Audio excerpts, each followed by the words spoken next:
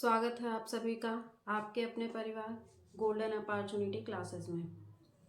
आज की क्लास में हम लोग क्या करेंगे, प्राचीन भारत में 8 प्रकार के विवाहों का उल्लेख मिलता है।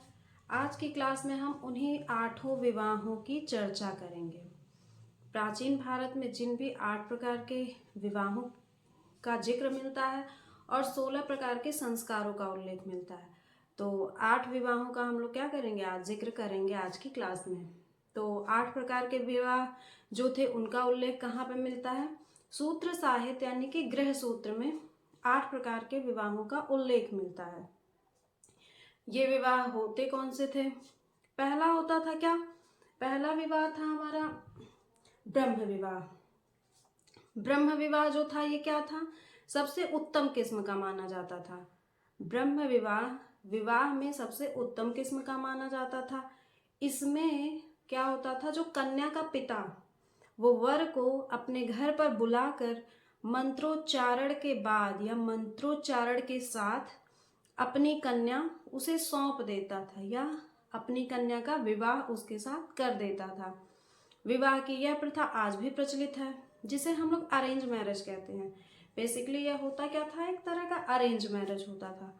तो जो ब्रह्म विवाह होता है इसमें क्या करता है, कन्या का पिता वर को अपने घर पे बुलाकर मंत्रोच्चारण के बाद अपनी कन्या क्या करता है, उसे सौंप देता है। तो ये क्या था, ब्रह्म विवाह था। तो हम लोग एक एक को समझते और नोट करते हुए चलेंगे।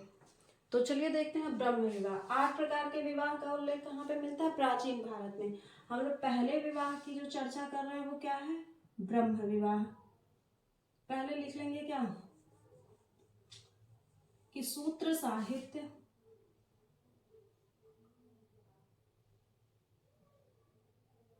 सूत्र साहित्य सूत्र साहित्य में भी कौन सा, ग्रह सूत्र में 8 प्रकार के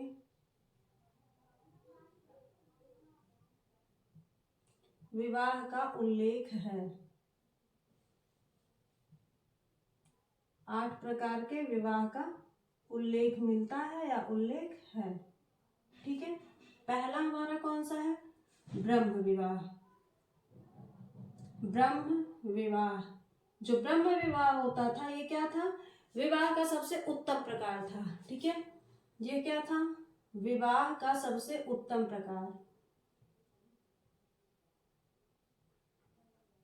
इन 8 प्रकारों में जो सबसे उत्तम था वो क्या था, ब्रह्म विवाह। तो विवाह का सबसे उत्तम प्रकार। और इसमें क्या होता था, इसमें कन्या के पिता वर को घर पर बुलाकर मंत्रोच्चारण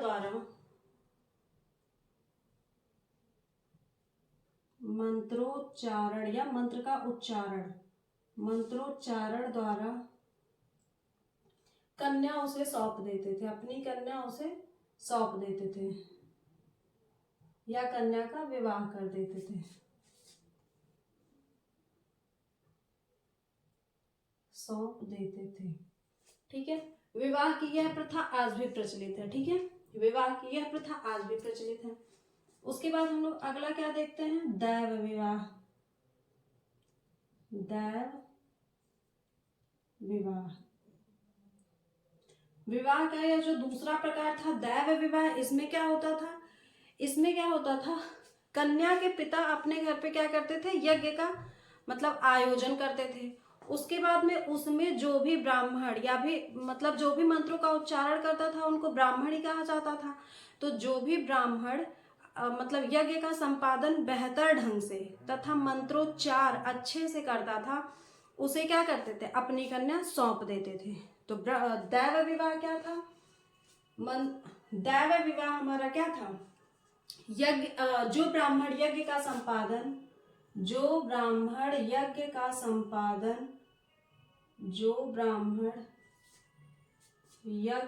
संपादन या मंत्रोच्चार। भाई यज्ञ अगर हो रहा है तो मंत्र का उच्चारण तो होगा। मंत्रोच्चार बेहतर ढंग से कर पाता था, बेहतर ढंग से करता था। पिता उसे अपनी कन्या सौंप देते थे। पिता उसे अपनी कन्या सौंप देते थे। उसके बाद में आता है जो भी विवाह का अगला प्रकार, वो क्या था? प्रजापत्य विवाह। प्रजापत्य विवाह। प्रजापत्य विवाह में क्या था? जो विवाह का अगला प्रकार आता है प्रजापत्य विवाह, इसमें क्या था? पिता वर से एक प्रकार की वचनबद्धता लेता था।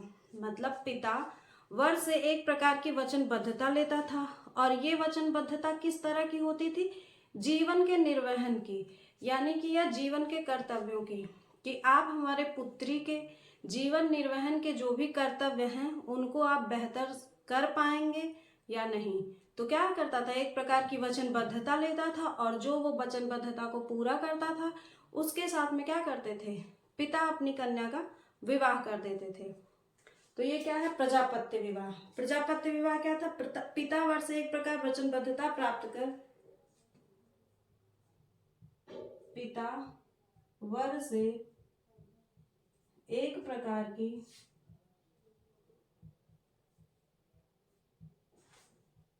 वचनबद्धता प्राप्त करके उसे अपनी कन्या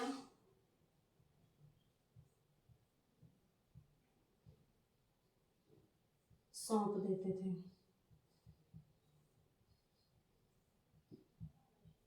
सौंप देते थे, ठीक है। उसके बाद में हम क्या कहे हैं? ये जो वचनबद्धता होती थी वो किसकी होती थी? कर्तव्यों के निर्वाह की। कर्तव्यों के निर्वाह की।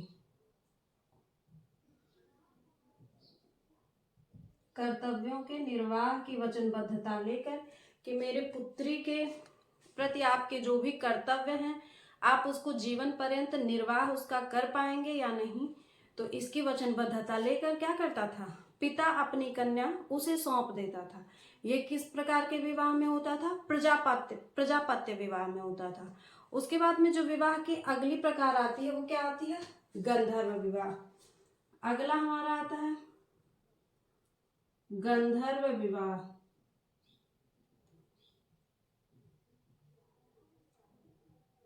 गंधर्व विवाह जो था ये एक प्रकार का क्या था? प्रेम विवाह था। तो हम लोग लिखेंगे यह एक प्रकार का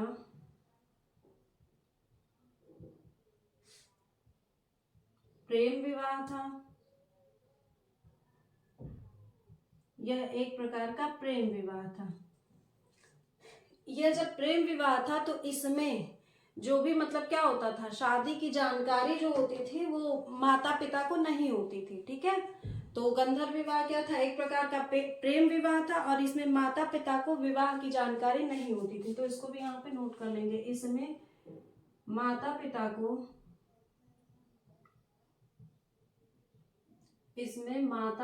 को विवाह की जानकारी नहीं होती थी।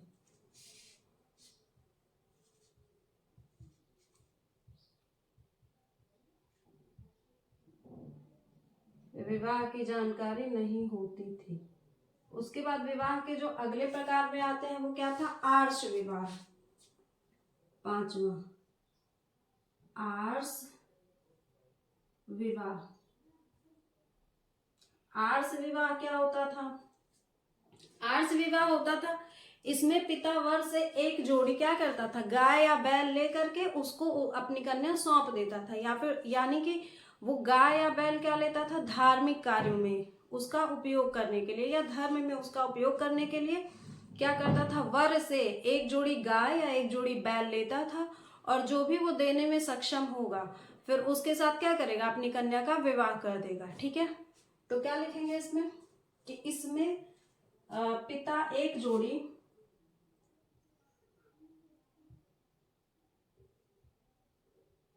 इसमें पिता एक जोड़ी गाय या बैल लेकर उसे अपनी कन्या सौंप देता था। मतलब जो भी देगा उसे अपनी कन्या सौंप देगा।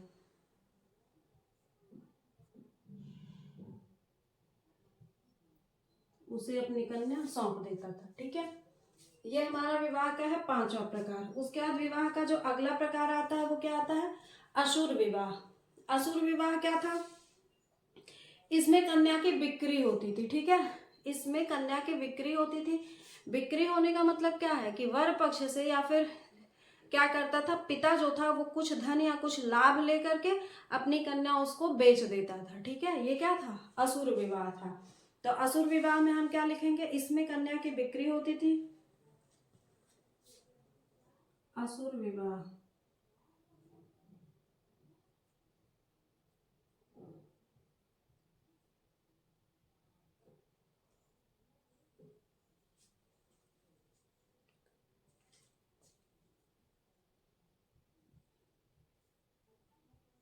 इसमें कन्या की बिक्री होती थी, यानी कि बेचा जाता था। इसमें कन्या की बिक्री होती थी। पिता वर से कन्या का मूल्य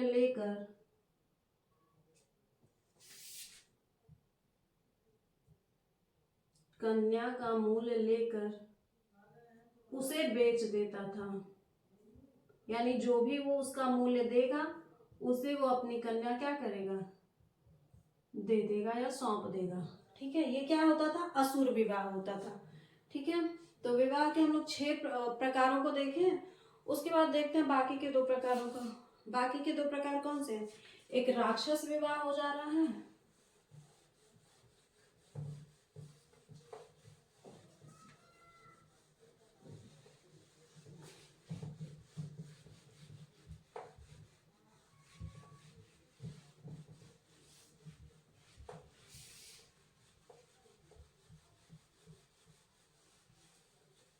राक्षस विवाह। राक्षस विवाह क्या होता था? इसमें कन्या का अपहरण कर लिया जाता था। यानी कि अगर वर को जो भी कन्या क्या होती थी पसंद आ जाती थी, वह उसका अपहरण करके क्या करता था? उसके साथ अपना विवाह कर लेता था। ये क्या था? राक्षस विवाह था। तो अगला जो है 6वां 7वां क्या हो गया? राक्षस विवाह।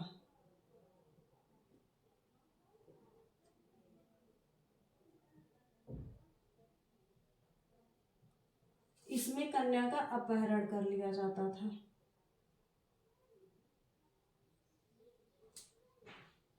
कन्या का अपहरण कर लिया जाता था। अपहरण करने के बाद में क्या किया जाता था? उसके साथ अपना जीवन निर्वहन करता था। ठीक है, उसके बाद में जो अगली हमारी विवाह के प्रकार आता है वो क्या आता है? पैशाच विवाह। अंतिम है पैशाच विवाह।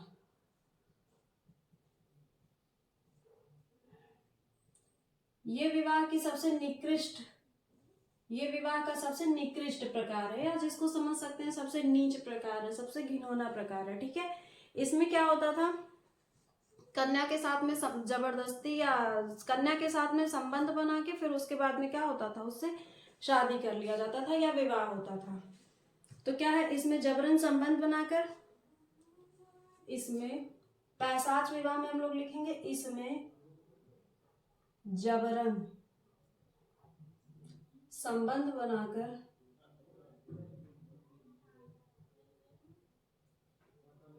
विवाह किया जाता था। विवाह किया जाता था।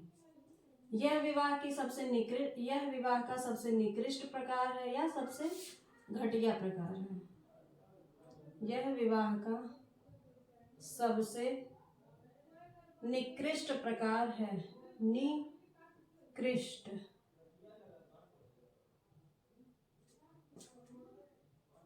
यह विवाह का सबसे निकृष्ट प्रकार है।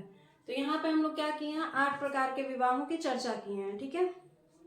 उसके बाद में इसमें इन 8 प्रकारों में भी क्या होता है, 8 विवाहों में ही सिर्फ 4 को ही क्या मिलती है, मान्यता मिलती है। तो वो 4 कौन से हैं उनको हम लोग देख लेते हैं, ठीक है। इन 8 विवाह लिखेंगे कि इन 8 प्रकारों में, इन 8 प्रकार के विवाहों में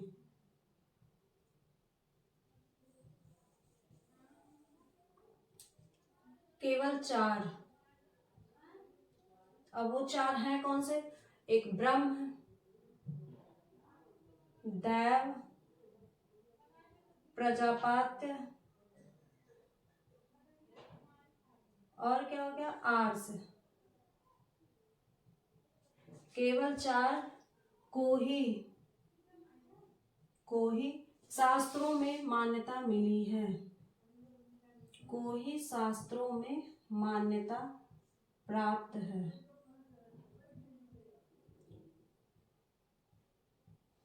यानी कि शास्त्रों में विवाह के इन 8 प्रकारों में से केवल 4 को ही क्या है, मान्यता प्राप्त है। वो कौन से हैं, प्रजापात्य हो गया है, दैव, ब्रह्म और आर्ष। इन 4 प्रकार के विवाहों को कहाँ पे, शास्त्रों में हमारे जगह मिला है। बाकी 4 प्रकार के विवाहों का जगह शास्त्रों में नहीं प्राप्त है। तो ये क्या थे, प्राचीन भारत में जो प्रचलन में थे 8 प्रकार के विवाह, उनका उल्लेख हम लोगों ने किया है और उन पे चर्चा की है। उसके बाद अभी बचे हैं हमारे 8 प्रकार के विवाह के साथ साथ 16 प्रकार के संस्कार भी होते थे। मतलब किसी भी बालक के मतलब जन्म से पूर्व, मतलब गर्भ धारण के बाद और उसकी मृत्यु तक के जो भी जितने संस्कार थे सबको 16 भागों में बांटा गया था। तो कितने संस्कार थे, 16 प्रकार के संस्कार थे। तो हम लोग आज 8 प्रकार के विवाहों का उल्लेख किए हैं, अगले क्लास में 16 संस्कारों का भी उल्लेख करेंगे।